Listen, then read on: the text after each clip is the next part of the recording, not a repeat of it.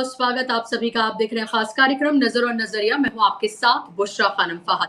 आखिरकार 23 महीने की जेल काटकर आजम खान आज रिहा हो गए।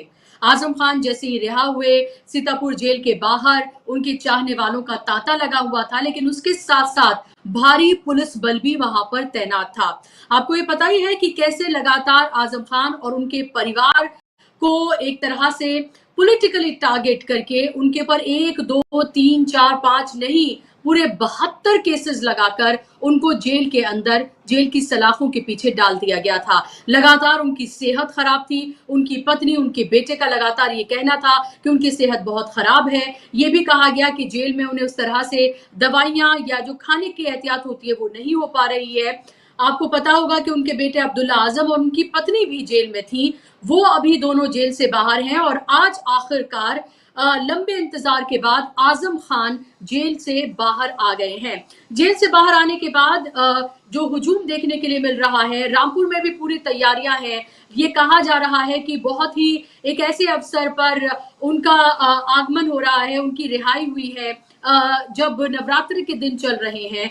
और इसके साथ साथ लोगों ने ये भी कहा है कि अब घरों में चिरागा किया जाएगा, दिए जलाए जाएंगे, मोमबत्तियां जलाई जाएंगी, क्योंकि हमारे लिए ये किसी त्योहार से कम नहीं है। इस तरह की तमाम, चाहे वो हिंदू हो या मुसलमान हो, उनके जो समर्थक हैं उनकी तरफ से इस तरह के बयान जो है, इमोशनल जज्बाती बयान सामने निकल कर आ रहे हैं।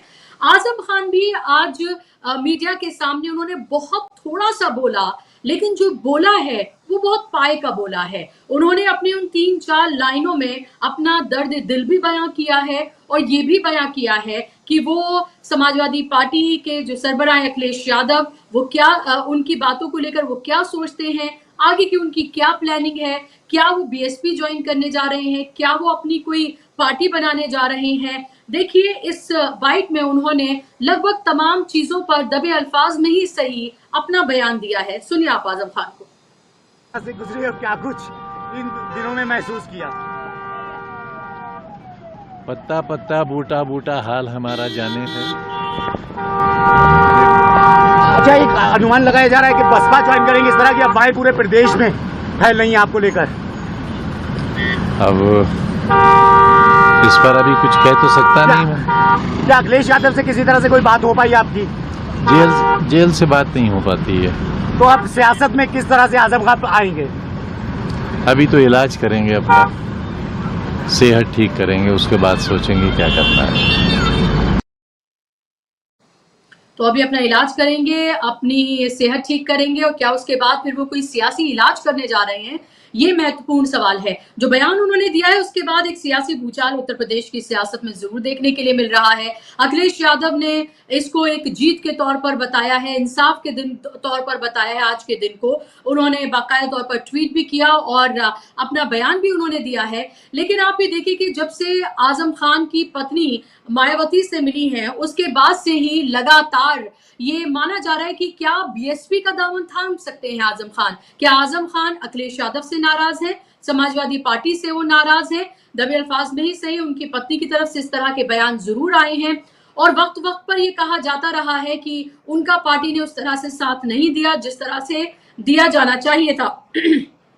क्योंकि आपको पता है कि आजम खान कितने कद्दावर नेता हैं समाजवादी पार्टी के। एक तरह से कहा जाए कि मुलायम सिंह यादव के बाद अगर किसी का नाम लिया जाता था तो वो आजम खान का नाम था। और आजम खान अपने जिस तरह के बयान, जिस तरह की भाषा के लिए, जिस अग्रेसिव अंदाज के लिए वो जाने जाते हैं, वो जाहिर सी बात है कि उनके बाद उत्तर प्रदेश में कोई मुसलमान इतना बड़ा नेता जिसकी इतनी हैसियत रही हो, वो अभी हाल फिलहाल में देखने के लिए नहीं मिलता है। इसको इस तरह से भी लोग देखते हैं कि कैसे मुसलमान जितने भी नेता हैं उनका दमन करके, उनको जेलों में भेजकर उनकी जो सियासत है उसको पूरी तरीके से खत्म कर रही है ये सरकार। मैं आपको सुनवाना चाहूंगी अखिलेश यादव ने क्या कुछ इसको लेकर कहा है, सुनिए आप जरा।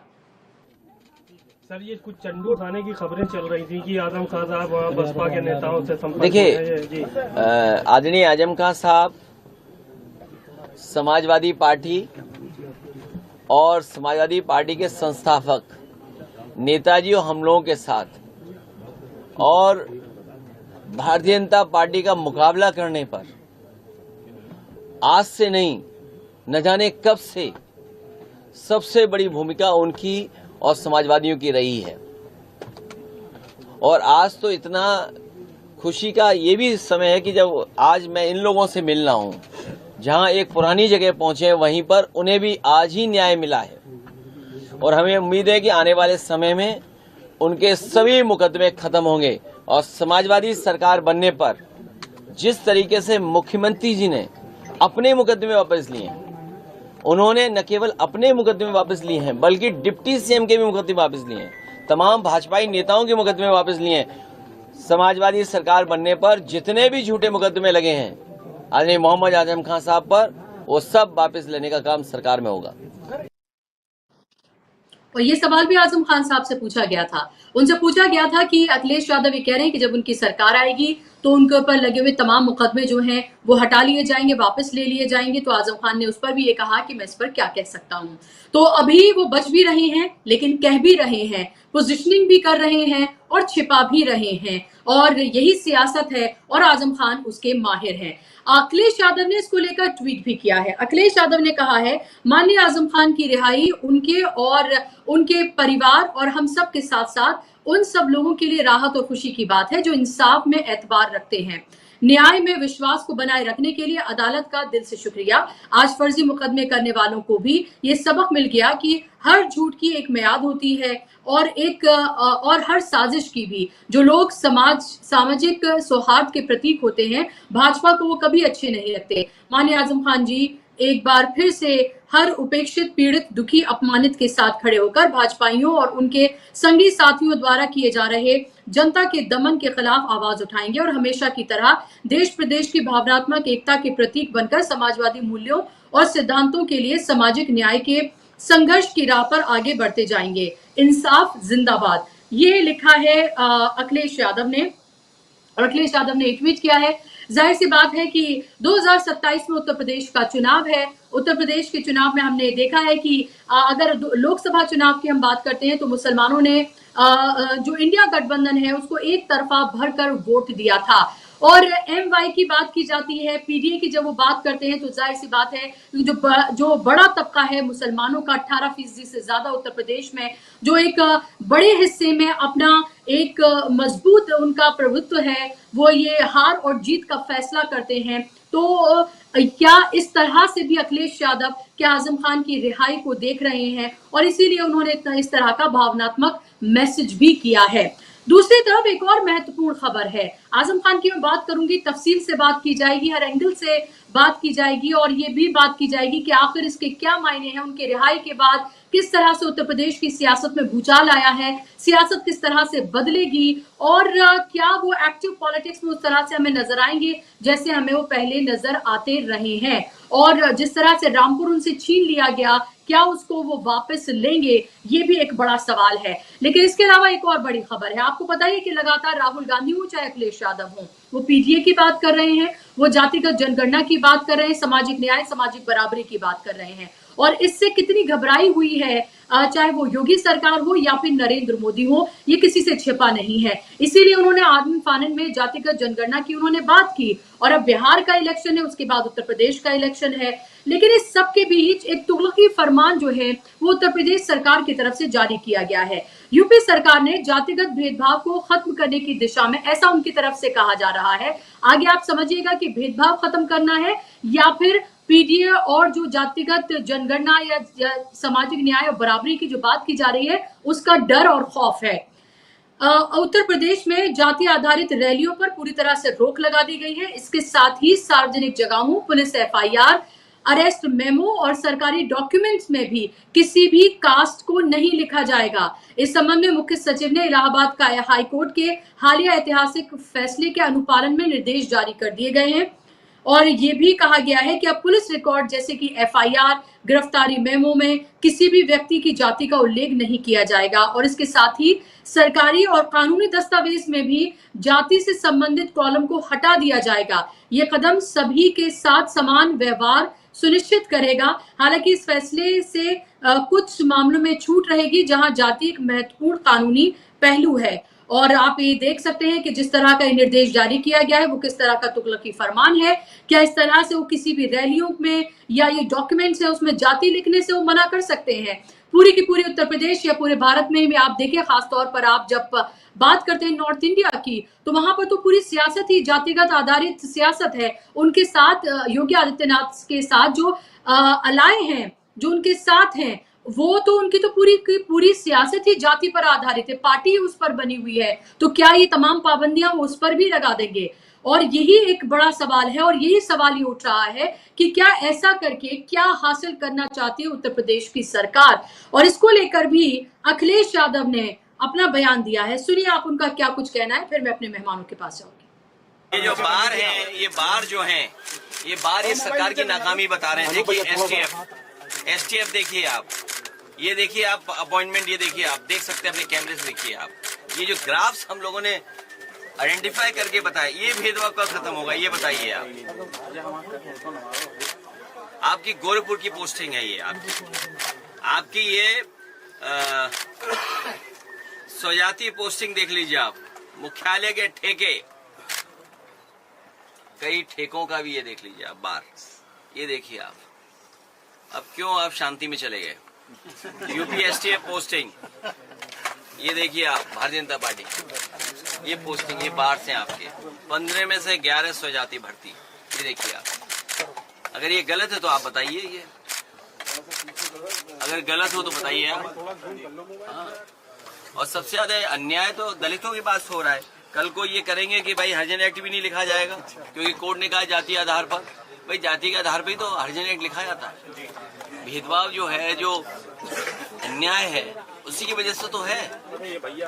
तो हमें उम्मीद है कि खुशहाली आएगी और जब बीजेपी हटेगी, न्याय मिलेगा जब बीजेपी हटेगी। एक्स्ट्रा टेक्नीशियन की भर्ती में घोटाला बहुत बड़ा बहुत हुए घोटाले, ये सरकारी घोटाला है पूरी। तो आपने सुन लिया अखिलेश यादव को, इस पर भी उन्होंने अपना बेबाकी से बयान दिया है। सीधे मैं अपने मेहमानों के पास जाऊंगी। दो खास मेहमान मेरे साथ जुड़ गए हैं। स्क्रीन पर आप मेहमानों को ले आइए ताकि चर्चा का हम आगाज करें और हमें जाने कि आजम खान, खास तौर पे मैं उनके बारे में बात करना चाहती हूँ, क्योंकि आज पूरी तरीके से हम ये कहें कि जज्बाती तौर पर लोग उनके साथ जुड़ते हुए नजर आ रहे हैं। जो नाइंसाफी है और अन्याय है, जिस तरह से उन्हें जेल में डाला गया, उसको लेकर आवाज बुलंद कर रहे हैं। आप देख सकते हैं पुष्पेंद्र चौधरी जी मेरे साथ हैं, किसान नेता हैं, बड़े किसान नेता हैं, पॉलिटिकल सोशल एक्टिविस्ट हैं। बहुत बहुत स्वागत पुष्पेंद्र जी आपका कार्यक्रम में। मेरे साथ समाजवादी नेता भी आप उनको कह सकते हैं, पॉलिटिकल और सोशल एक्टिविस्ट भी हैं और इंडिपेंडेंट आवाज है, वो अपनी बातों को बेबाकी से रखते हैं। डॉक्टर श्रीनम मेरे साथ जुड़ गए हैं। डॉक्टर श्रीनम, आपका भी बहुत स्वागत कार्यक्रम में। शुरुआत में पुष्पेंद्र जी आपके साथ ये करना चाहूंगी, आजम खान की आज रिहाई हुई, हमने वो तमाम तस्वीरें देखी कि किस तरह से लोगों का हुजूम जुड़ा और अब ये कहा जा रहा है कि आजम खान जब रामपुर पहुंचेंगे, हो सकता है पहुंचने वाले हों या पहुंच चुके हों, अभी तस्वीरें नहीं आई हैं, और वहां पर चिरागा किया जाएगा, दिए जलाए जाएंगे और चाहे हिंदू हो या मुसलमान हो, उन सब लोग उनके आने का एक तरह से स्वागत कर रहे हैं। आप अब उत्तर प्रदेश की सियासत को किस तरह से बदलते हुए आप देख रहे हैं? और अखिलेश यादव का बयान और आजम खान का बयान दोनों आपने सुन लिए, दोनों में अंडरलाइन आपको जो बातें नहीं कही गई वो क्या हैं, वो मैं आपसे जानना चाहती हूँ। देखिए बुचरा जी, ये तो सारा देश जानता है कि आजम खान न केवल जो है उत्तर प्रदेश में मुस्लिम समाज के बड़े नेता हैं, बल्कि पूरे देश में उनका एक नाम है। संघर्षशील नेता रहे और इन्होंने स्थापना भी जो मुलायम सिंह यादव जी के साथ मिलकर के समाजवादी पार्टी के की। बहुत कद्दावर नेता और हनक के साथ अपनी बात कहने वाले और ईमानदार भी, ये भी इनकी खासियत है। इनके ऊपर कोई भ्रष्टाचार का आरोप नहीं है। अगर आप रामपुर में इनके घर पे जाएं तो बिल्कुल एक सादी पतली सी गली में जाकर के अंदर ये रहते हैं। कोई इनका कोई बड़ा बड़ा जैसे महल हो बन जाते हैं मंत्री, जब आदमी इतने लंबे समय तक रहता है, सरकार में रहता है, तो उस तरह की बात इनकी नहीं है।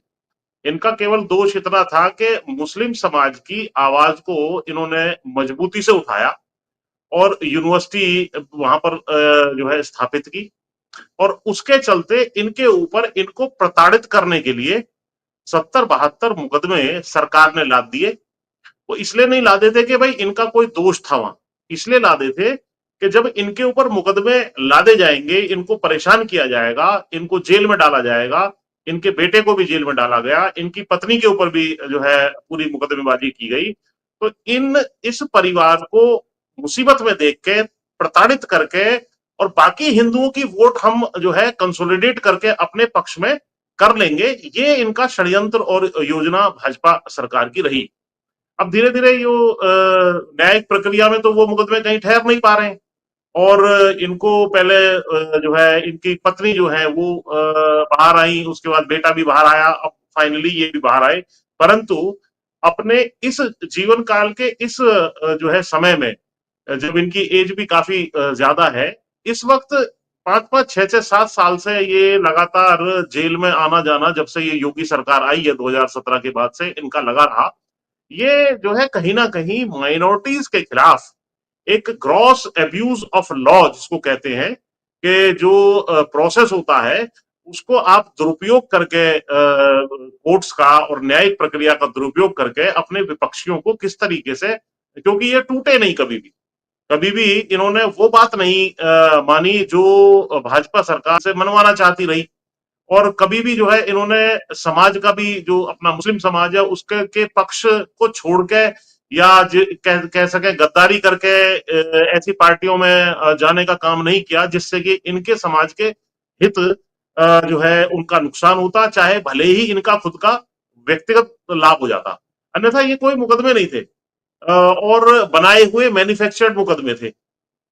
लेकिन इसमें एक अफसोस की बात यह भी रही, जो इनके समर्थक हैं, इनका परिवार है, क्योंकि मैं खुद जब ये जो जेल में थे तो एक बार इनके घर पे गया था मुझे किसी के साथ, तो तब जो वहां चर्चाएं सुनी मैंने, तो उससे मुझे लगा कि भाई इनके साथ कहीं ना कहीं भारी अन्याय हुआ है, और जिस मजबूती से समाजवादी पार्टी को इनके साथ खड़ा होना चाहिए था, बयान देने चाहिए थे, वो नहीं हो पाया है।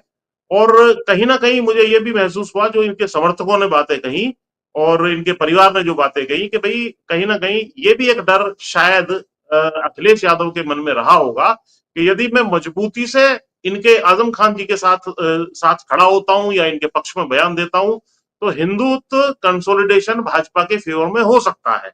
इस वजह से भी इनको हो सकता है कुछ चीजें ऐसी रही हो कि मदद अंदर से की गई हो। अब वो अंदर से क्या मदद की जा सकती है भाई, या तो जुडिशियल प्रोसेस में कुछ मदद हो, या इनको कुछ आर्थिक मदद दी गई हो, या कोई और हौसला अफजाई की गई हो, मुझे नहीं मालूम। लेकिन बहुत ज्यादा समर्थक इनके खुश नहीं थे कि भाई हमें कहीं ना कहीं पार्टी जिसके लिए हमने पूरा अपना जीवन लगाया, उसने हमें हमारे मुसीबत के समय पर किनारे छोड़ दिया। ये एक इम्प्रेशन था निश्चित रूप से। और डॉक्टर साहब बैठे हैं, डॉक्टर सलीलम जी, ये बताएंगे कि क्या मदद इनको दी गई या नहीं दी गई, जो भी है, लेकिन ये एक इम्प्रेशन था जो फर्स्ट हैंड मेरे सामने वहां पर आया। तो इस लिहाज से, क्योंकि आज की तारीख में आप देखें यूपी में जो आपने 18% की जनसंख्या बताई, वो लगभग पुराना आंकड़ा है, 2011 के बाद कोई जनगणना नहीं हुई है। तो लगभग मैं समझता हूं अगर फिगर्स को एक्सट्रापोलेट करें तो करीब 20% के आसपास मुसलमानों की संख्या उत्तर प्रदेश में है। और इसके अलावा यादवों की संख्या, जो MY समीकरण है मुस्लिम प्लस यादव का, और उसको एक्सटेंड किया है, हालांकि अखिलेश यादव ने पिछड़ा, दलित और अल्पसंख्यक, यानी कि बहुत बड़ा एक दायरा बनाया है जिसको बहुजन समाज भी आप कह सकते हैं। तो यादवों की संख्या करीब 9-10% के आसपास है, जो CSDS और बाकी आंकड़े बताते हैं। तो इस लिहाज से संख्या बल में भी बहुत ज्यादा मुसलमान है, वोट भी एक तरफा इंडिया गठबंधन को देते हैं, तो इनका भी सम्मान होना चाहिए, ना कि मुस्लिम समाज को इंडिया गठबंधन हो, विशेषकर समाजवादी पार्टी है यहाँ पर, तो कांग्रेस का तो कोई खास ज्यादा नामो निशान यूपी में नहीं है।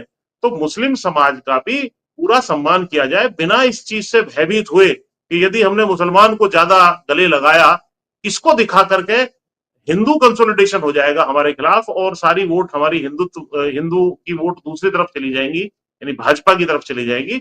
इस चीज का भी ख्याल रखना पड़ेगा, क्योंकि जो वर्ग आपसे दुगना है संख्या में, मुख्यमंत्री आपको बना रहा है, वो 20% है, आप 10% हो, उसके बाद उसका उतना सम्मान ना हो, उसके नेताओं का उतना सम्मान ना हो, तो कहीं ना कहीं वो चीज भी देख करके चलना पड़ेगा। तो ये मेरे प्राथमिक इस विषय में जो है विचार जी। बाकी फिर मैं आगे बताता हूँ जी।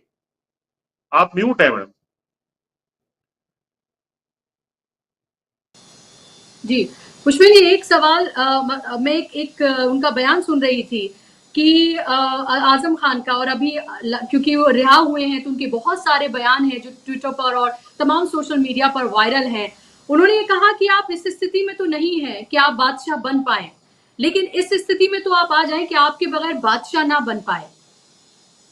तो क्या जी आपको ये लग रहा है कि ये आजम खान की वापसी क्या नई जान एक मुस्लिम पॉलिटिक्स में फिर से फूकेगी? क्योंकि आप ये देखें कि लगातार तमाम बड़े जो दिग्गज नेता रहे, आप उनको दबंग कहें, बाहुबली नेता कहें, उनकी पॉलिटिक्स को कैसे या तो समेट दिया गया या खत्म कर दिया गया जब से योगी आदित्यनाथ की सरकार आई है। अब जो है नेता वो है, लेकिन वो टोकन ज्यादा है। हालांकि अभी कई नेता चुनकर आए हैं 2024 की लोकसभा में, मुखर हैं, अच्छा बोलते हैं, लेकिन फिर भी जो रिप्रेजेंटेशन है वो बहुत कम है। क्या आपको लगता है अगर सेहत उनकी ठीक रही और वाकई में पॉलिटिक्स पे, स्टेज पर, रैलियों में हमने उन्हें देखा, तो एक तरह का मुस्लिम रिप्रेजेंटेशन आपको लगता है कि वो क्या रिक्लेम कर पाएंगे? और दूसरा, जो ये चर्चाएं चल रही हैं कि वो बीएसपी का दामन थाम सकते हैं, क्या आपको इसमें, हालांकि डॉक्टर सीलम इसका जवाब ज्यादा अच्छे से दे पाएंगे, लेकिन आपको इस अगर ऐसा होता है तो फिर आप कैसे देखते हैं सियासत को यूपी की? देखिए, सबसे पहले तो जो आपने कहा कि अन्य कुछ नेता जो थे, जो आपने शायद कुछ जो बाहुबली प्रकृति के नेता थे, जिनका जो है जो भी हाल हुआ वो आपको सबको पता है, किसी का एनकाउंटर हो गया या हत्या हो गई या जैसा भी है, तो वो कोई मुस्लिम समाज के स्थानीय एक नेता तो हो सकते हैं, लेकिन अक्रॉस यूपी कोई वो नेता नहीं थे। और ना ही मुस्लिम समाज, मुझे लगता है कि इस बाहुबली किस्म के नेताओं की वजह से किसी को वोट देता था, लेकिन या देता है। लेकिन आजम खां इंटेलेक्चुअल किस्म के नेता है, उनका कोई बाहुबलियों से कभी लेना देना नहीं रहा है, और उनकी रिप्रेजेंटेशन जो है मुस्लिम्स के इंटरेस्ट में जो काम हो सकते हैं, हालांकि उनसे भी जब वो सरकार में थे तो गलतियां हुई हैं, आज मैं उस विषय को नहीं छेड़ना चाहता, लेकिन वो दूसरे किस्म के नेता हैं, और उनका आज भी, चाहे वो जेल में इतने साल रहे हो और चाहे वो जेल से भी जीत जाने वाले नेताओं में से हैं, और लेकिन उनकी सदस्यता खारिज करवा दी गई, वो सब तरीके से उनको प्रताड़ित किया गया।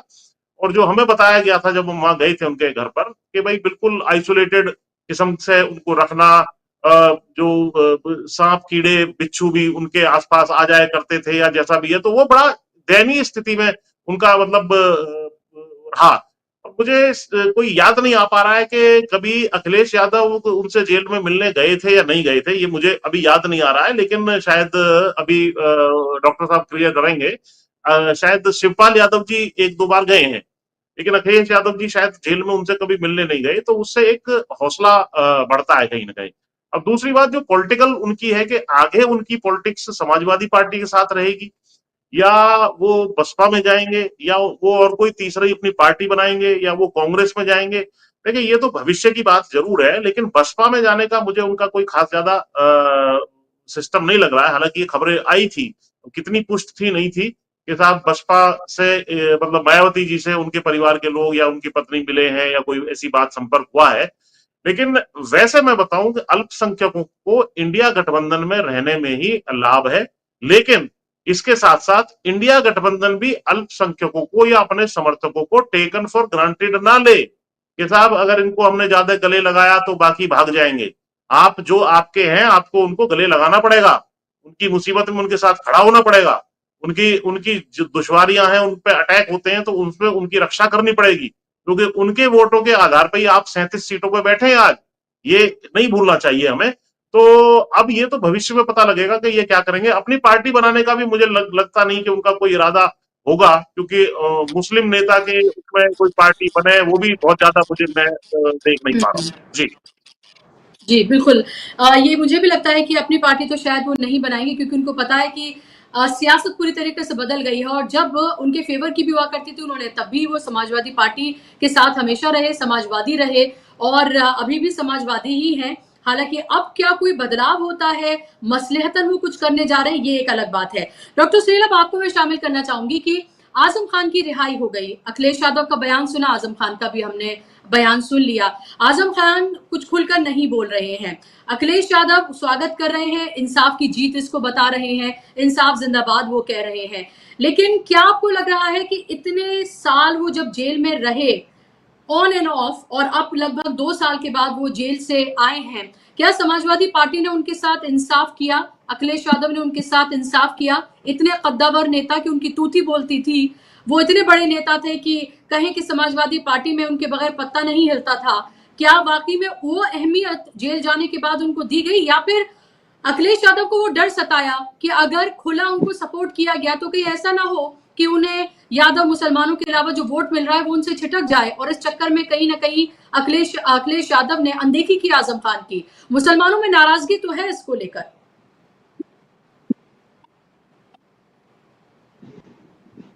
बहुत शुक्रिया आपका। तो ये है कि फिगर बताया है में वो गलत है। 104 मुकदमे पे दर्ज किए गए हैं। तो पहला मैं ये सुधार करना चाहता हूँ, जो है पे 165 मुकदमे दर्ज किए गए। तीसरी बात, उनकी पत्नी के ऊपर जो है वो 43 मुकदमे दर्ज किए गए।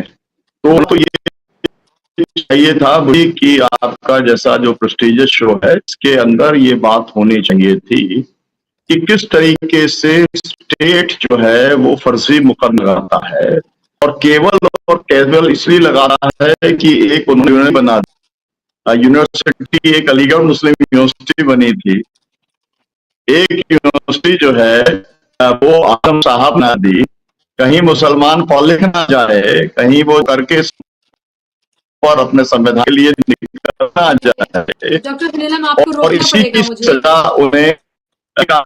जी डॉक्टर सुनीलम, जी कैन यू प्लीज रीजॉइन।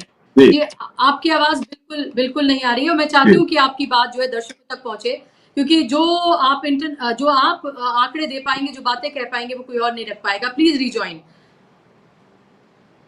और जाहिर सी बात है कि आजम खान जो रिहा हुए हैं उसके बाद तमाम तरह की चर्चाओं का बाजार गर्म है, और लोग जाहिर सी बात है आजम खान को अब सुनना चाहते हैं, उनको एक्टिव देखना चाहते हैं। ऐसे वक्त में जब इतने कोई कद्दावर नेता हम नहीं देखते हैं, बहुत सारे मुसलमान नेता हैं, हम ये कह सकते हैं कि 2024 के बाद लोकसभा के चुनकर आए, मुखर बोलते हैं, लेकिन वो बात जो आजम खान की थी वो तो किसी में देखने के लिए नहीं मिलती। उनकी भी बहुत गलतियां या खामियां रही होंगी, इसमें कोई दो राय नहीं है। उनको कभी कभी एरोगेंट भी कहा जाता था, लेकिन जिस तरह से आप ये देखिए कि स्टेट का दुरुपयोग करके उनको जेल में इसलिए भेजा गया क्योंकि उनका नाम आजम खान था, क्योंकि वो एक मुसलमान नेता थे, इसीलिए उनकी सियासत को पूरी तरीके से निस्तेनाबूद करने की तमाम तरह की कोशिशें की गई। रामपुर जो कि उनका गढ़ था, अगर बाकी में लोगों ने चुनाव में उनको हराया हो, उनके बेटे को हराया हो और किसी और को वोट किया हो तो कोई बात नहीं है, लेकिन कैसे बंदूक के बल पर कैसे लोगों को वोट डालने नहीं दिया गया, और कैसे उनके बेटे की जो विधायकी है वो चली गई, आजम खान को तो जेल में ही डाल दिया गया, वो तमाम चीजें जो हुई वो हम सबके सामने है। और आज जब आजम खान रिहा हुए हैं तो लोगों के मन में ये सवाल जरूर है कि क्या समाजवादी पार्टी ने उनके साथ वो इंसाफ किया है जो उनके साथ होना चाहिए था। इतनी देर में अगर पुष्पेन जी डॉक्टर सुनीलम जुड़े, मैं आपसे वही सवाल जो मैंने डॉक्टर सुनीलम से पूछा था वही आपसे मैं पूछना चाहूंगी। क्या आप ये कह सकते हैं कि अखिलेश यादव ने या समाजवादी पार्टी ने उनके साथ इंसाफ किया, क्योंकि वो कोई छुटभुई नेता नहीं थे, आजम खान की तूती बोलती थी। आजम खान वो नेता थे जिनको मुलायम सिंह के बाद समझा जाता था, जो होम मिनिस्टर भी रहे और किन किन जरूरी पदों पर वो रहे। और अब आप ये देखिए कि आजम खान जब रिहा हुए हैं तो अखिलेश यादव ये सब बात कह रहे हैं, लेकिन क्या समाजवादी पार्टी के लोगों ने सड़कों पर उतरकर प्रदर्शन किया? क्या उन्होंने कोई आंदोलन चलाया? क्या उन्होंने ये बात रखी कि नहीं आजम खान को रिहा किया जाए? क्या उन्होंने लाठी डंडे खाए अपने नेता के लिए? फर्ज कर लीजिए अगर आजम खान की जगह अखिलेश यादव जेल में होते, या फिर कोई इस तरह का उनका कोई और नेता, बड़ा नेता इसी कद का जो जिसका नाम मुसलमान नहीं होता वो होता, तो क्या ऐसा ही होता? ये मन में सवाल जरूर उठते हैं। नहीं, ये बात बुशरा जी बिल्कुल ठीक है कि जो इनकी एक्सपेक्टेशन थी और जो इतने कद्दावर नेता के साथ पार्टी को जिसने पूरा जीवन पार्टी के लिए दे दिया, किसी और पार्टी में वो नहीं गए। पहले ये सारे लोकदल में हुआ करते थे, जो चौधरी चरण सिंह जी वाला लोकदल है, और मुलायम सिंह यादव भी वहीं थे। लेकिन ये मुलायम सिंह यादव जब चौधरी चरण सिंह 87 में चले गए और उसके बाद फिर जब मुलायम सिंह यादव ने पार्टी 91 में शायद बनाई थी, 91 या 92 में, तो उसके बाद से लगातार ये इनके साथ रहे।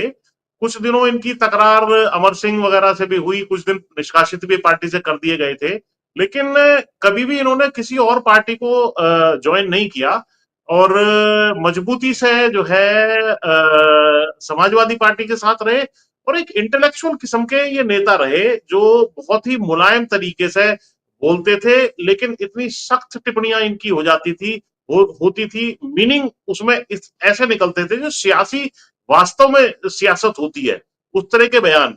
अब जैसे आज आपने जो बयान सुनवाया, जब उनसे पत्रकार ने पूछा भाई आप कैसे हैं क्या है, तो उन्होंने कहा भाई पत्ता पत्ता बूटा बूटा हाल हमारा जाने हैं।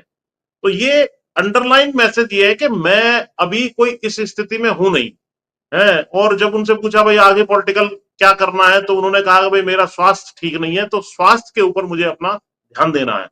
तो कहीं ना कहीं उनको वे आहत तो हैं, परिवार भी आहत है, जो मैं फर्स्ट हैंड इंफॉर्मेशन जो मेरे पास है, मैं इनके वैसे कोई संपर्क में नहीं रहा, ना ही मेरी कभी इनसे मुलाकात है, लेकिन एक बार जाना हुआ था इनके घर पे, तब मैंने वहां पर जो माहौल देखा और जो बातें सुनी, तब जो है मुझे पता लगा कि भाई इनका एक पीड़ा और दर्द इनके मन में है, इनके समर्थकों के मन में है।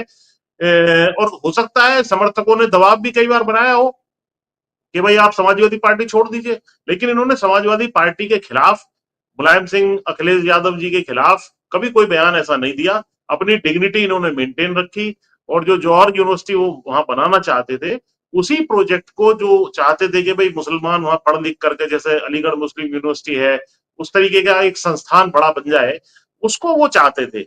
लेकिन कहीं ना कहीं जब वो जेल गए, भाई मुलायम सिंह ये अखिलेश यादव को तो महीने, 1.5 महीने, 2 महीने में जब भी उनको मौका मतलब मिलने का मिलता तो उनको जाना चाहिए था। बीच बीच में वो कभी कभी छूट भी जाते थे, तब इनके घर पे मिलने जाना चाहिए था। भाई घर पे भी तो कभी, मुझे तो याद नहीं आ रहा, अब पता नहीं आपको याद आ रहा हो कि भाई कभी जेल में या इनसे वैसे मुलाकात करने के लिए जो है कभी अखिलेश यादव गए हो, तो उससे क्या है, हौसला भी अफजाई होती है। और जब एक पूर्व मुख्यमंत्री, जिसकी बाद में आगे जाकर के पुनः सरकार बन सकती है जिस पार्टी की, जब वो उसका नेता मिलने किसी व्यक्ति से जाता है, तो उसको एक सुरक्षा कवच मिल जाता है एक तरीके का। बाकी लोग उसको प्रताड़ित करने से थोड़ा सा बचते हैं कि भाई कल को इनकी सरकार बदल सकती है, तो हमें कानून सम्मत कार्रवाई करनी चाहिए, फर्जीवाड़ा नहीं करना चाहिए। जो एग्जिस्टिंग सरकार है उसके कहने में आकर के इनको ज्यादा प्रताड़ित नहीं करना चाहिए। तो ये सब चीजें बड़ी सुरक्षा मिलती है और उस नेता को मैं आज भी रिगार्ड दे रहा हूं। ऐसा संदेश अखिलेश यादव इनसे मिलते रहते, इनको लीगल एड प्रोवाइड करना या अन्य चीजें, क्योंकि इनके मुकदमे नीचे लोअर कोर्ट से लेकर हाई कोर्ट से लेकर सुप्रीम कोर्ट तक चले अलग अलग स्टेजेस पर, तो वहां पर बड़े महंगी ये सारी प्रक्रिया है। जो सुप्रीम कोर्ट में तो लाखों रुपए की फीस एक हियरिंग की ले ली जाती है, आपको जानकारी होगी, और हाई कोर्ट में भी बहुत ज्यादा है। तो वो क्या आर्थिक मदद दी गई, क्या अच्छे वकील उन्हें मुहैया कराए गए, तो ये सारी मदद होती है कि भाई परिवार के साथ मजबूती से हम खड़े हैं और आते जाते हम आपसे मिलेंगे। और मुझे ये भी शायद ध्यान नहीं आ रहा कि जब भी ये चुनाव लड़े तो क्या उस रैलियों में मजबूती से मुलायम सिंह ये अखिलेश गए थे या नहीं गए थे, मुझे ध्यान नहीं आ रहा, क्योंकि उसकी बहुत पब्लिसिटी आपको याद हो तो आप बता सकती हैं। तो कहीं ना कहीं एक उनके मन में ये बात तो है जी, कि मेरे साथ कहीं ना कहीं एक अन्याय हुआ है जी। जी, मैं ये जरूर बताना चाह रही थी, क्योंकि मैं सर्च कर रही थी जब आप कह रहे थे और मुझे लगा कि फैक्ट्स पे बात की जानी चाहिए। 2024 की बात है, मार्च 2024 की, जब अखिलेश यादव गए थे आजम खान से जेल के अंदर मिलने के लिए, और उन्होंने डिस्कस किया था नॉमिनीज फॉर रामपुर, यानी कि रामपुर में किसको खड़ा किया जाए, उसके लिए उन्होंने उनसे डिस्कशन किया था और अखिलेश यादव उनसे मिलने के लिए गए थे। तो हो सकता है कि इसके अलावा भी और मौके रहे हों जब अखिलेश यादव उनसे मिलने के लिए गए हों, लेकिन ये सवाल जरूर है कि क्या उस तरह से उनकी आवाज को उठाया जाता रहा जैसे उठाया जाना चाहिए था, ये एक सवाल जरूर है। और अगर ऐसा होता तो शायद जैसा आप बता रहे हैं कि उनके जो समर्थक है वो नाराज नहीं होते। और मैं भी आजम खान साहब के घर पर गई भी हूँ, अब्दुल्ला आजम उनके बेटे का मैंने इंटरव्यू किया था उत्तर प्रदेश इलेक्शन के दौरान, और जब मैं उनके घर पर गई तो मुझे बहुत ताज्जुब हुआ उनका घर देखकर, क्योंकि जब मैं छोटे छोटे नेताओं के घरों पर जाती हूँ कभी इंटरव्यू के लिए, तो मैंने देखा कि उन्होंने कैसे अपने आलीशान महल बनाए हुए हैं, उनका जो ड्राइंग रूम, जिसको लिविंग रूम कहा जाता है, वो इतना मिनिमल था कि बिल्कुल ऐसा लगा एक सादा किसी आम आदमी का, किसी का घर हो, बिल्कुल ऐसा था। और मैं देखकर ताज्जुब में रह गई, क्योंकि जो इमेज उनकी बाहर खड़ी की जाती है और जो इमेज उनकी मैंने वहां जाकर जो उनका घर देखा, उसमें जमीन आसमान का फर्क था। तो ये भी है कि उन्होंने एक गलती की कि उन्होंने एक तालीमी इदारा बनाने की कोशिश की जहां उन्हें लगा कि कोई भी मजहब के मानने वाले, उन्होंने ये नहीं कहा था कि सिर्फ मुसलमान वहां पढ़ेंगे, लेकिन उनकी एक ख्वाहिश थी कि वो एक ऐसा इदारा बनाएं जहां पर लोग जो है जाकर पढ़े। अलीगढ़ मुस्लिम यूनिवर्सिटी है तो जौहर यूनिवर्सिटी भी हो, तो लेकिन आपने देखा कि कैसे उस पूरे इदारे को लेकर भी क्या क्या किया गया। लेकिन दूसरी खबर जिस पर हम बात करना चाह रहे थे कि मेरा सवाल वही है कि क्या पीडीए से, राहुल गांधी की जातिगत जनगणना वाले इस सवाल से क्या डर गई है ये सरकार, जो इस तरह का उसने तुगलकी फरमान जो है वो जारी किया है? जी देखिए गुजरा जी, जो दूसरा विषय हमारा है आज की चर्चा का कि भाई जातिगत सम्मेलन जो है कोई भी उत्तर प्रदेश में नहीं किया जा सकेगा या जाति की बात नहीं की जा सकेगी। वास्तविकता हमारे देश की यह है कि जाति हमारे देश की वास्तविकता है और संविधान में जो SC ST OBC आरक्षण है वो जातिगत आधार पे ही दिया गया है। तो जो जातिगत जाति को हम रिकॉग्नाइज नहीं करेंगे, SC ST एक्ट जो लगता है उसमें भी जाति मेंशन की जाती है, फला जाति का आदमी था इसने, हालांकि शायद SC ST एक्ट में इन्होंने एक्सेप्ट किया है कि भाई इसको उस तरीके से नहीं है।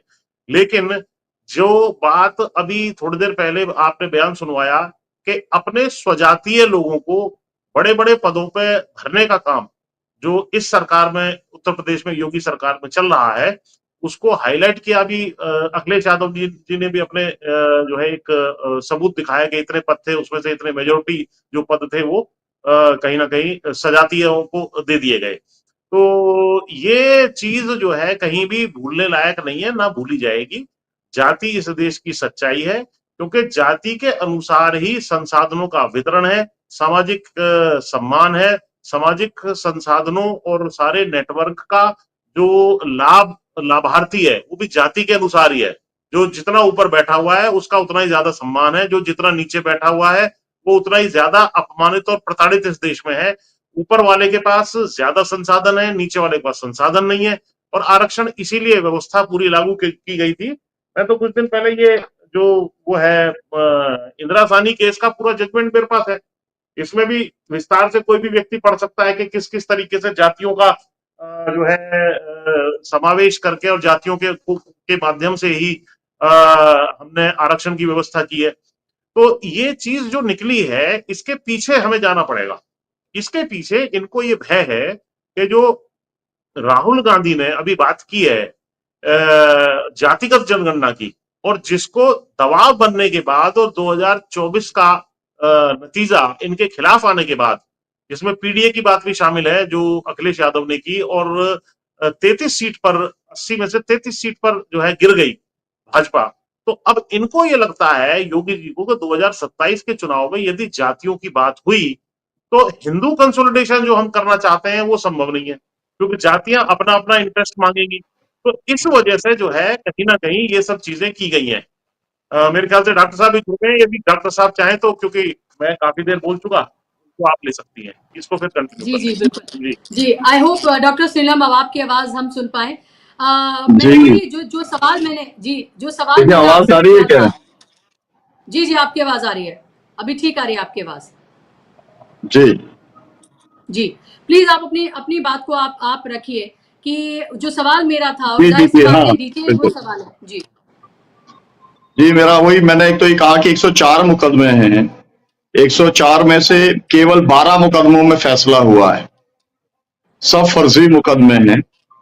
और फर्जी मुकदमे बना करके सजा करना और उसके बाद में इलेक्टोरल प्रोसेस से बाहर करना, क्योंकि मैं खुद इसका शिकार रहा हूं, तमाम सारे लीडर्स इसके शिकार हुए हैं, और उनके साथ में ये केवल इसलिए किया गया, नंबर 1 कि वो मुसलमान है, नंबर 2 कि उन्होंने मुसलमानों के लिए एक जो आप बता रहे थे अभी पुष्पेन जी ना, कि जौहर साहब के नाम से एक उन्होंने यूनिवर्सिटी शुरू करने का काम किया।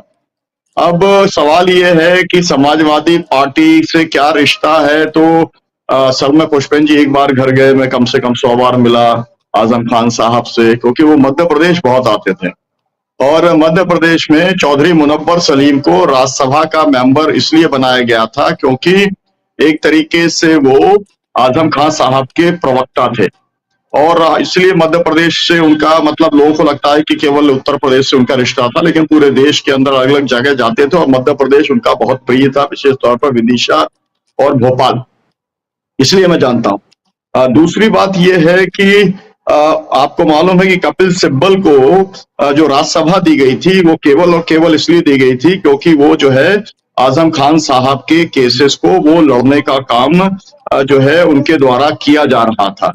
तीसरी बात यह है कि अगर कोई तलखी होती रिश्तों के अंदर तो उनकी पत्नी को, उनके बेटों को जो है वो टिकट देने का काम समाजवादी पार्टी नहीं करती। समाजवादी पार्टी के अंदर आज भी उस इलाके के अंदर जो है जो निर्णय होते हैं वो आजम खान साहब के साथ और उनकी सहमति से उनके साथ में परामर्श करके लिए जाते हैं। असल में जो लोग भी यूपी के अंदर पॉलिटिक्स करते हैं, कम से कम वो लोग इस बात को अच्छे तरीके से जानते हैं कि ये जो परिवार है, मतलब नेताजी का जो परिवार है, नेताजी अपने हर कार्यकर्ता को ताउम्र साथ देते हैं, ये उनकी खासियत है और उनके बारे में जाना जाता है। अखिलेश यादव के बारे में जाना जाता है, आपने ये देखा होगा, और मैं इस बात के लिए चुनौती देना चाहता हूं ना, आपके चैनल बहुत बड़ा चैनल है, लाखों लोग इसको देखते हैं, चुनौती देना चाहता हूं कि आप बताइएगा कि देश के अंदर कौन दूसरा नेता ऐसा है, 2, 4, 10, 20, 50 फोटो वाली बात मैं नहीं कर रहा हूं, लेकिन जिसने कि पिछले, मैं गारंटी करता हूं, पिछले 5 साल के अंदर अखिलेश यादव से ज्यादा मदद, आर्थिक मदद, मैं कह रहा हूं आपको, अपने कार्यकर्ताओं से लेकर के जनरल, जो लोग कोरोना के अंदर मारे गए, जो लोग एक्सीडेंट में मारे गए, जो लोग पुलिस एट्रोसिटीज के अंदर मारे गए, जो दुर्घटनाओं में मारे गए, सबसे ज्यादा ये इस परिवार का एक कल्चर है। उस कल्चर के अंदर जो है, जो भी साथी है उसको तन मन धन से मदद करना, ये मुलायम सिंह जी का भी कल्चर रहा, ये अखिलेश यादव का कल्चर है, ये समाजवादी पार्टी का कल्चर है, ये स्पष्ट कहना चाहता हूं।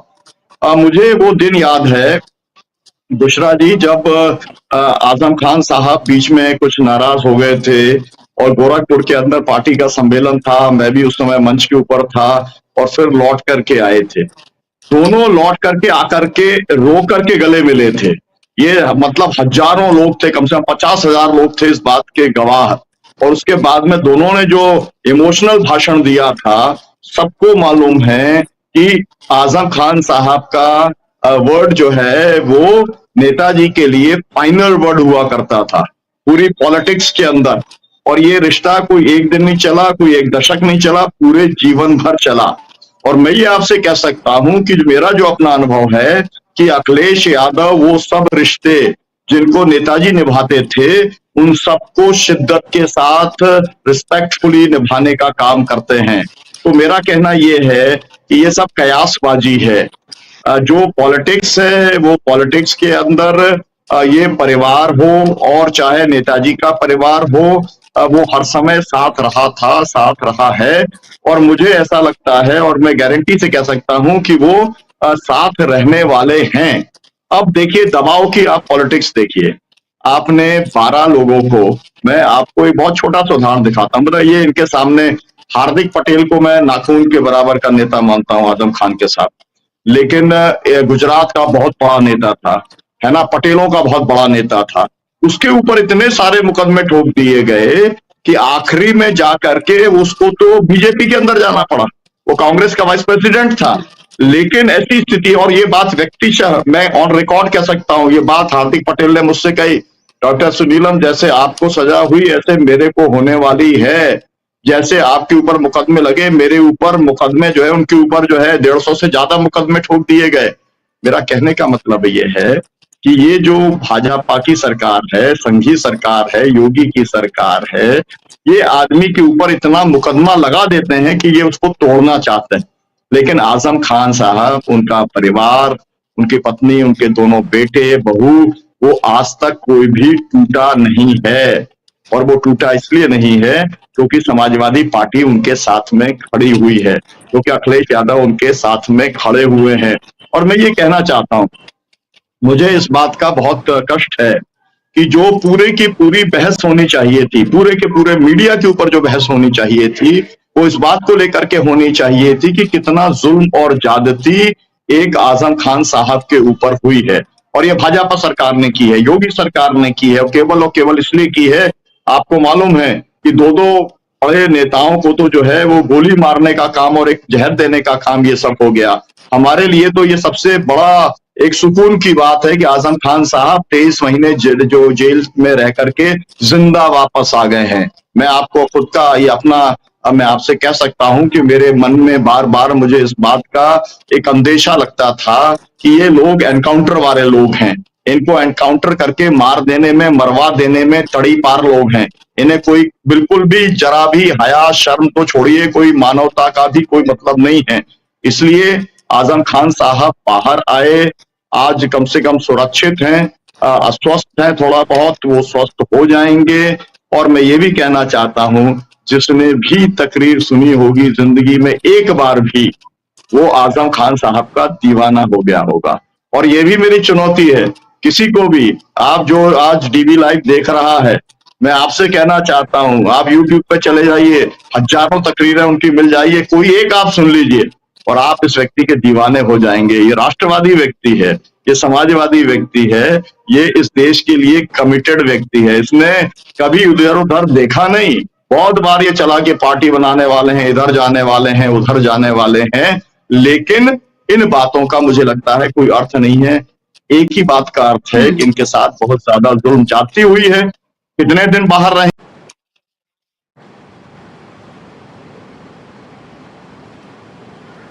जी, लगता है आवाज फिर से जो है डॉक्टर सुनीलम की रुक गई है।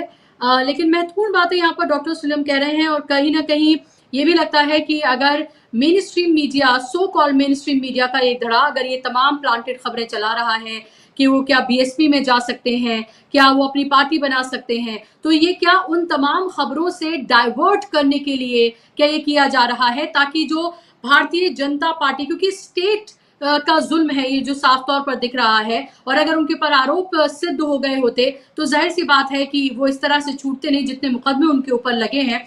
तो ये साफ तौर पर है और इसलिए उनको सजा मिल रही है क्योंकि वो जाहिर सी बात है एक मुसलमान हैं और वो एक वोकल आवाज थे, वो किसी से दबने वाले नहीं थे, और उनको दबाने के लिए, उनकी पॉलिटिक्स को खत्म करने के लिए ये तमाम चीजें की गई हैं। और इससे साफ तौर पर ये भी जाहिर होता है कहीं ना कहीं कि ये जो कहा जा रहा है, पुष्पेंद्र जी, क्या आपको लग रहा है कि चाहे बीएसपी ज्वाइन करने की बात हो या और दूसरी खबरें हो, क्या वो उस जुल्म, उस सितम को जो उनके साथ हुआ, उनके परिवार के साथ हुआ, जो उनकी आवाज को कुचलने की कोशिश की गई या कुचला गया, ये जो सब कुछ उनके साथ हुआ, उस सब से डाइवर्ट कर दिया जाए तो ये कहा जा रहा है कि भाई ये बीएसपी ज्वाइन कर सकते हैं या अपनी पार्टी बना सकते हैं, या फिर उनको लग रहा है कि आजम खान की वापसी हो गई तो समाजवादी पार्टी तो और मजबूत हो जाएगी क्योंकि 2027 कुछ बहुत दूर नहीं है।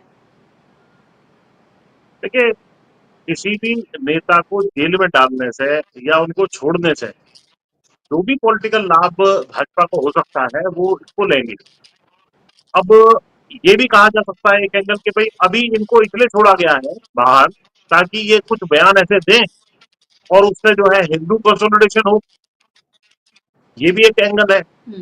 और दूसरा जो अलग अलग पार्टियों में जाएंगे या इनको मनाने के लिए या इनकी नाराजगी वास्तविक है या नहीं है, क्योंकि देखिए ये बात जो डॉक्टर साहब ने कही अभी, डॉक्टर सुनीलम जी ने, इस बात में भी सच्चाई है, मैं इसमें डरा ही नहीं कर रहा। कई बार होता है कि सतही नाराजगी होती है और अंदर तक नहीं होती है, लेकिन सच्चाई क्या है वो तो मुलायम सिंह यादव परिवार और जो आजम खान का परिवार है वो वास्तव में जानता है। तो इनके बाहर आने से या इनको ज्यादा गले लगाने से या इनके बयानों से जो भी लाभ होगा उसको कोशिश करेगी कि भाई भाजपा कंसोलिडेट करे, हिंदू मुस्लिम करने की कोशिश करे।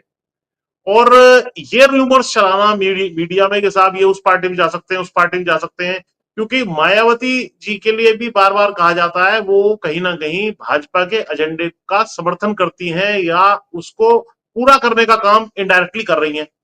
तो कहीं ये भाजपा में तो जाएंगे नहीं कभी भी अगर इनकी नाराजगी होगी भी ऐसी। तो ये मुस्लिम वोट को डाइवर्ट करने के लिए कहीं ना कहीं बसपा भी हो सकता है इस तरह के कुछ कदम उठाए। यार इसमें मैं फिर आगे तब बढ़ूंगा, पहले मौका जो है डॉक्टर साहब को देंगे मेरे ख्याल से। मैं काफी बोल चुका हूँ।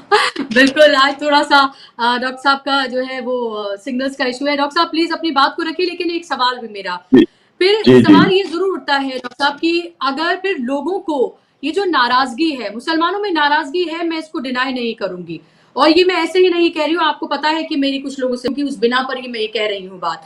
इस नाराजगी को कैसे दूर किया जाएगा, और जो लगातार जो रिप्रेजेंटेशन है जो घट रहा है, उस रिप्रेजेंटेशन को भी तो बढ़ाने की जरूरत है मुसलमानों की। भाई मुसलमानों की शिकायत है कि हम सिर्फ दरी बिछाने के लिए नहीं है, वी वॉन्ट आवर रिप्रेजेंटेशन।